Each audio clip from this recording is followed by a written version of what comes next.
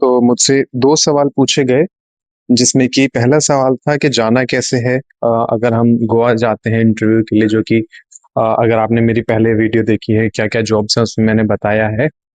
और दूसरा सवाल था कि एजुकेशन कितनी चाहिए? देखिए, अगर आपको बाहर जाना है, कम से कम एजुकेशन आपकी 10वीं होनी चाहिए। अगर आप साफ-सफाई के काम में भी जाते हैं तो, ठीक है? बाकी जब आप वहाँ जाते हैं, इंटरव्यू देते हैं, एग्ज़ैक्टली क्राइटेरिया वहाँ जाकर आपको पता चल जाता है, ठीक है?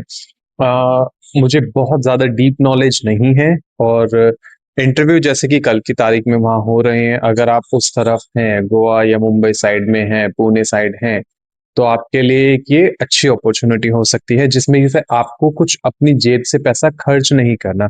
क्योंकि बाकी बहुत सारी ऐसी जॉब्स हैं जिसमें कि आपको 1 डेढ़ 2 लाख रुपए का खर्चा आ ही जाता है, ठीक है? तो एक ये आपका जाने के लिए खर्चा, लगभग मान लो जिस भी लेट्स से मैं दिल्ली शहर से अगर आप कोई ट्रेन लेते हैं तो लगभग 800 रुपए का ट्रेन का खर्चा है, जिसमें कि लगभग 38 घंटे का सफर होता है, ठीक है? फिर वहां पे आप जब लोकल पहुंचते हैं, वहां से जो आपको एड्रेस मिलता है, आप वहां पर जाने में जो भी खर्च आएगा, और अगर आप थर्ड एसी भी लेते हैं तो उसमें लगभग 2,500 के आसपास का खर्चा होता है।